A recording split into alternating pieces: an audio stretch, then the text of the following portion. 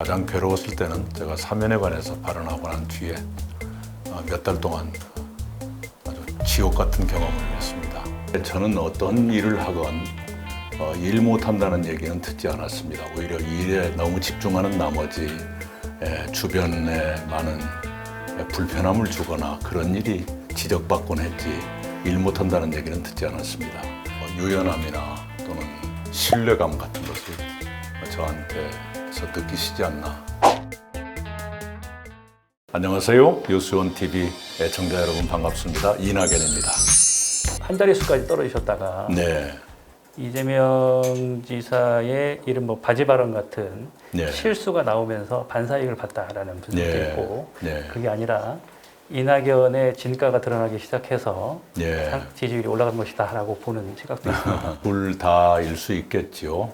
그동안에는 마스크에 가려진 저의 모습을 주로 보셨을 텐데 모처럼 2시간 동안 마스크 안 낀 저의 진짜 모습을 국민들께서 보시고 좀 생각이 달라지셨을 수도 있을 거다 이렇게 생각합니다. 이재명 지사는 본인의 확장성을 네. 강조를 합니다.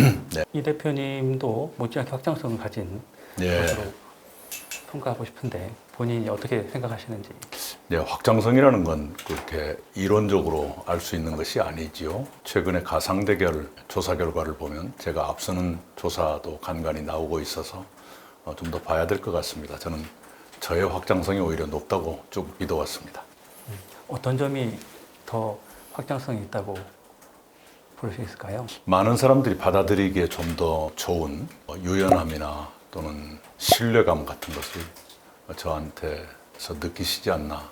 그 점이 확장성이 아닐까 생각합니다. 스스로를 적통주자라고 생각하시는지 아니면 상대주자들하고 비교해서 상대적으로 말씀하셔도 좋을 것 같고요. 제 입으로 적통이라고 말한 적은 없습니다. 단지 제가 말씀드린 것은 민주당이 배출한 세 분 대통령, 김대중 노무현, 문재인 대통령, 세 분 대통령으로부터 정치를 배우고 정책을 익히고 또 그 철학의 본질이 뭔가를 아는 사람으로서 계승 발전시킬 책임이 저에게 있다. 주로 저는 책임에 관해서 많이 말씀을 드렸습니다. 그것을 누가 적통이라고 표현했는지 모르겠는데요. 그것을 적통 논쟁으로 가는 것은 꼭 적절한 것 같지는 않습니다. 최근 대표님 지지율이 많이 올라오면서 이재명 지사를 겨냥한 반명뿐만 아니라 이낙연 대표님을 견제하는 네. 그런 움직임도 예. 활발해지고 있습니다. 예. 이런 과열 양상에 대해서 스스로는 어떻게 생각하고 있는지. 굉장히 조심스럽게 생각합니다. 경쟁하다 보면 과열되는 것은 자연스러운 현상입니다만은 그러나 지켜야 할 선이 있을 거다 이렇게 봐요. 왜냐하면 내년 대선은 박빙의 승부가 될 걸로 예상되고요.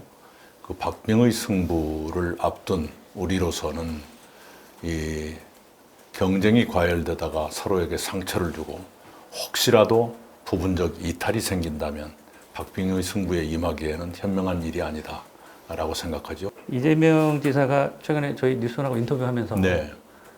뭐 실명을 적시하진 않았지만 누가 봐도 이 대표님을 겨냥한 네. 것처럼 네. 스펙이 좋은 무능한 사람이라는 표현을 썼습니다.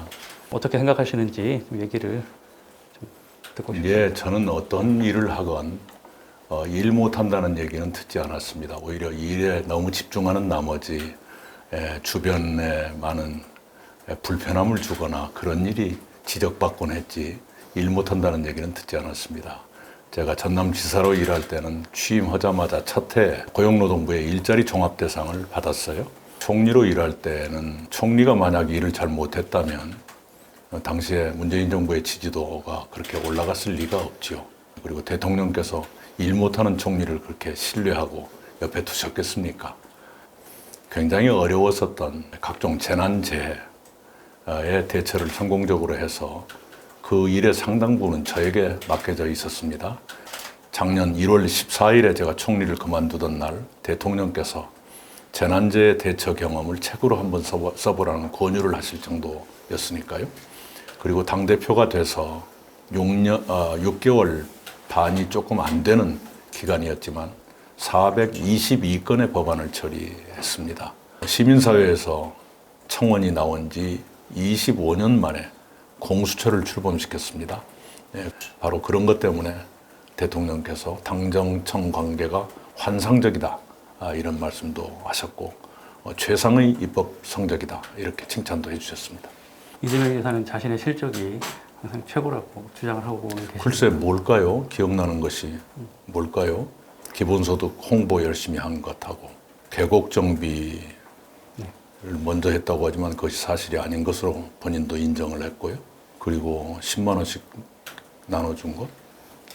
그 다음에 뭔지 잘 모르겠습니다. 네. 윤석열 총장의 처가 쪽 그 신상 문제가 끊이지 않고 계속해서 제기가 되고 있습니다. 이게 대통령직을 수행하는데 결격사유가 된다고 생각하시는지. 예, 우선은 대통령의 배우자는 공적인 지위를 갖게 됩니다. 그래서 예산이 배정되고 또 일정한 비서 인력이 배치가 되지요. 그러면 그에 걸맞는 검증이 당연히 필요하다고 생각하고요. 장모 되시는 분에 대해서는 윤석열 씨 본인이 몇 차례 얘기를 했어요.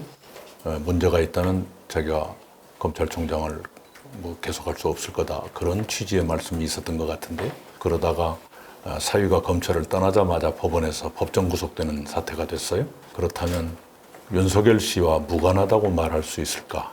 토지공개념 3법 이걸 좀 반시장적인 정책이다, 이렇게 보는 시각도 있는 것 같습니다. 우선 토지공개념은 우리 헌법이 이미 인정하고 있는 개념입니다. 토지거래 허가제가 있는 것도 토지가 공적인 성격을 갖기 때문에 그런 제도가 가능한 것이죠. 완벽한 사유재산일 뿐이라면 토지거래 허가제나 토지거래 신고제가 나올 수가 없는 것이죠. 문제는 정도의 문제이고요. 토지공개념 3법 중에서 그동안에 헌법 불합치 판정을 받았던 것도 정도의 문제에서 헌법 불합치를 한 것이지 그 방향이 잘못됐다고 말한 것은 아닙니다. 그 자체가 반시장적이라고 판정했던 것은 아닙니다.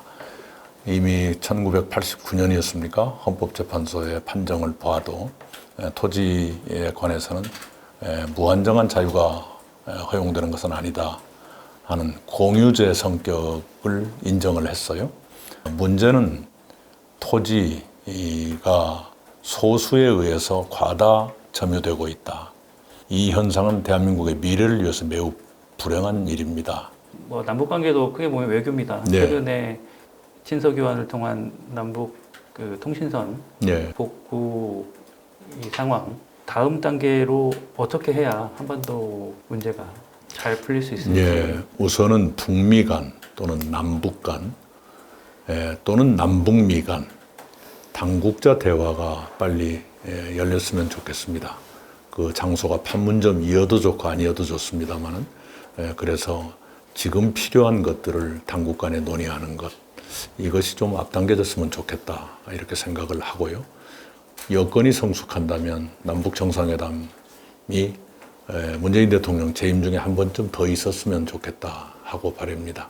그 가능성이 제일 높은 시기는 내년 2월 북경 동계올림픽일 것이다, 그 생각을 해요. 시진핑 주석이라면 남북 정상회담을 주선하고 싶은 마음이 반드시 있으실 것이라고 생각합니다. 광복절 다가오면서 사면론, 전직 대통령 사면론이 또 나옵니다. 또 떠올리고 싶지 않으시겠지만 아닙니다. 괜찮습니다. 초에 사면론 얘기가 또 좀 기억이 나실 텐데 지금 사면론에 대한 본인의 생각은? 그동안에 국민들의 의견이 많이 표출이 됐고요. 대통령께서도 여러 차례 언급을 하셨기 때문에 이제는 대통령의 판단을 기다리는 것이 좋겠다, 이렇게 생각합니다. 정치 인생에서 가장 행복했던 일과 후회했던 일을 각각 꼽자면 이런 질문이 남아있긴 합니다. 행복했던 것은 총리 때죠. 참 열심히 했고요. 또 국민들께서도 많이 신임해 주셨고, 대통령께서도 많이 신뢰해 주셔서 일하기도 편했고, 또 대부분의 일이 일정한 성과를 거두었으니까요. 가장 괴로웠을 때는 제가 사면에 관해서 발언하고 난 뒤에 몇 달 동안 아주 지옥 같은 경험을 했습니다. 그걸 통해서 아주 뼈아픈 공부를 하게 됐고요. 정치인으로 더 성숙했다고 생각합니다.